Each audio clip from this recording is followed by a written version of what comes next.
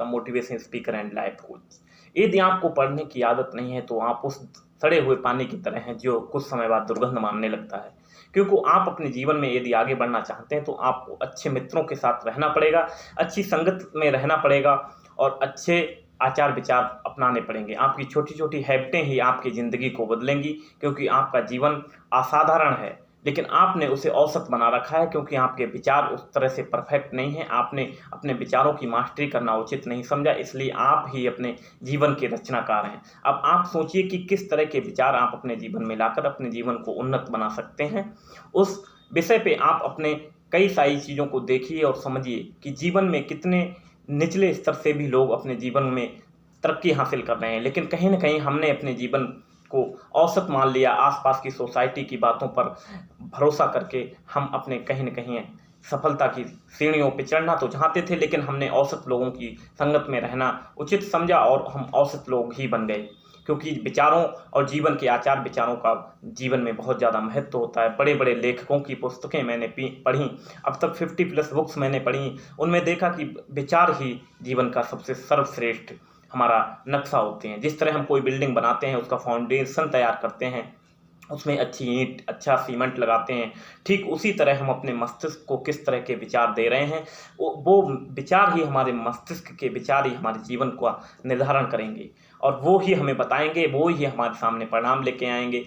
हम अपने जीवन को यूँ ही व्यर्थ करते जा रहे हैं। 30, 35, 20, 50 साल की उम्र तक भी लोग औसत जीवन जी रहे हैं। औसत जीवन जीने का मेन मकसद ये है कि उन्होंने अपने मस्तिष्क को खोला नहीं, अपने मस्तिष्क को उजागर नहीं किया, अच्छी चीज़ें सीखने के लिए प्रेरित नहीं किया, अच्छी चीज़ों पे इन्वेस्टमेंट नहीं किया। उन्होंने कपड़े, घर, मकान पे तो लाखों करोड़ों रुपए इन्वेस्ट कर दिए, लेकिन शायद उन्होंने अपने अंदर स्वयं अपने ज्ञान की वृद्धि नहीं की। अपने मस्तिष्क को ऐसी सेमिनार, अपने ऐसी चीज़ें, ऐसी बुक्स, ऐसी स्टडी पर ध्यान नहीं दिया। उन्होंने नेटफ्लिक्स पे समय बिताया, उन्होंने यूट्यूब, इंस्टाग्राम पे समय बिताया, लेकिन उन्होंने अपनी ग्रोथ के लिए 1 घंटे का भी समय नहीं निकाला। फिर बाद में हम जब अपनी तुलना करते हैं कि मेरा जीवन औसत रह गया, भगवान को दोष देते हैं, तो उस दोष देने की कल्पना को विराम दीजिए और आज से ही ये निर्णय कीजिए कि क्या आप 10 साल बाद एक अच्छे व्यक्ति और मददगार व्यक्ति बनना चाहते हैं। कोई भी फील्ड, पॉलिटिकल हो गया, स्टडी हो गया, यूपीएससी जैसे महान परीक्षाएं भी लोगों ने क्रैक की हैं, क्योंकि उनका दृढ़ विश्वास था, उनको लगन थी, उनने मेहनत की इस चीज़ पे। उन्होंने दूसरों की परवाह नहीं की कि लोग मेरे बारे में क्या कह रहे होंगे। सबसे ज़्यादा हमें जो खतरनाक परिणाम देता है वो है कि लोग हमारे बारे में क्या कहेंगे। लोग आपके बारे में कुछ नहीं कहने वाले हैं, क्योंकि आपका जीवन है। आप अपने जीवन को औसत जियो या सफलता हासिल करो, वो आप पे डिसाइड करता है। आप यदि कल कामयाब हो गए, काबिल हो गए, तो लोग आपकी मिसाल देंगे, अन्यथा यदि आप औसत जीवन रह गए तो कोई आपको पूछने वाला नहीं है। आप अपने जीवन को कैसा बनाना चाहते हैं ये आप पर डिसाइड करता है, आपकी फैमिली पर भी नहीं करता है। फैमिली में 10 तरह के मेंबर होंगे, 10 तरह के उनके विचार होंगे। उस विचारों से आपको डिस्टर्बेंस भी होगा, अच्छा भी लगेगा, लेकिन आप अपने लक्ष्य के हिसाब से अपने मस्तिष्क की दिशा को निर्धारण कीजिए और उस पर लगातार 3 साल 5 साल मेहनत कीजिए। यदि परिणाम आएंगे, आपको हो सकता है 1 साल कोई परिणाम ना दिखे, लेकिन आने वाले 3 सालों में आपको ऐसे अद्भुत परिणाम दिखेंगे कि आप जो चाहें वो हासिल कर सकते हैं। आपकी सोच उन 1000 पुस्तकों के पढ़ने के हिसाब से 1000 लेवल की हो चुकी होगी। आप अपने आसपास के जीवन में महसूस करेंगे कि आपकी सोच का लेवल बढ़ गया, आपके रहने खाने पीने का स्टाइल बदल गया, क्योंकि आपने हर दिन अपने आप को विकासशील बनाया, नई चीज़ें सीखने में लगाया। जो लोग नेटफ्लिक्स, टीवी, यूट्यूब पर समय बिता रहे थे, आपने अच्छा ज्ञान अर्जित करने में लगाया। ज्ञान ही आपको उच्चतम स्वरूप को पैदा करेगा और आपकी प्रसिद्धि, सम्मान, सफलता दिन प्रतिदिन बढ़ेगी। मेरा आप सभी लोगों से अनुरोध है, जितने भी लोग वीडियो देख रहे हैं, कि मैं चाहता हूं कि कोई व्यक्ति इस पृथ्वी पर भगवान ने किसी को बेचारी, गरीबी, लाचारी का जीवन जीने के लिए नहीं बनाया।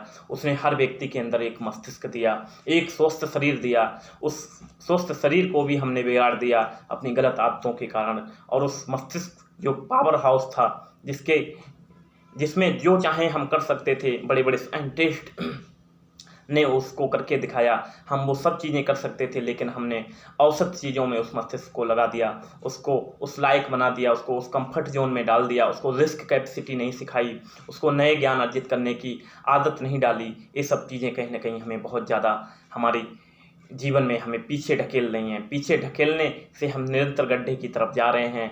यदि आप एक पल रुक कर अपनी ज़िंदगी में विचार कीजिए, जो पैसा जो धन आप कमा रहे हैं, क्या वो आप साथ लेके जा सकते हैं?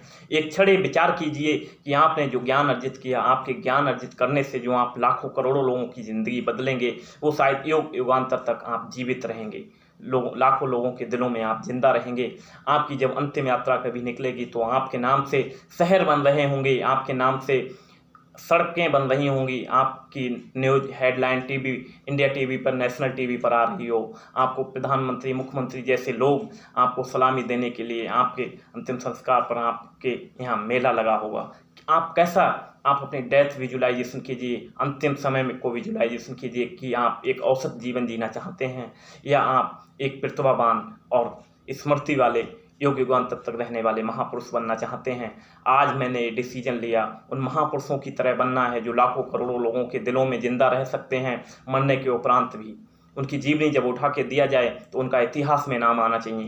ये इतिहास हम बना सकते हैं, हमारे अंदर वो योग्यता दी है ईश्वर ने कि हम लाखों करोड़ों लोगों को का जीवन बदल सकते हैं बड़े आसानी से। उसके लिए हमें खुद पर काम करना पड़ेगा, सालों काम करना पड़ेगा, दसियों साल लगेंगे इन चीज़ों में, लेकिन वो ग्रोथ का जो रास्ता है, जो जर्नी है, उसमें हम आनंदित होकर उसका एंजॉय करेंगे, उसके साथ हम सीखेंगे और सिखाएंगे।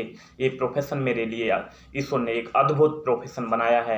आज मैं motivational speaker and life coach बनने का मेरा मुख्य उद्देश्य ही है कि मैं लोगों को मानसिक रूप से विकसित करूं, गरीबी और लाचारी के जीवन से उनको बाहर निकाल कर लाखों करोड़ों विजनरी बना दूं, जिससे अपने जीवन और अपने भारत देश पर हमें गर्व होना चाहिए कि लाखों करोड़ों विजनरी आज पूरे भारत देश में हैं, जिससे भारत देश पुनः सोने की चिड़िया बन सके। हर नागरिक का ये कर्तव्य है कि अपने देश के प्रति हमें गौरव प्रतिभाशाली बनना चाहिए, ना कि औसत जीवन जीने के लिए पृथ्वी पर जनसंख्या का बोझ बनना चाहिए। Thank you so much. इसी वाणी के साथ मैं आप सभी को नमस्कार करता हूँ। Thank you so much.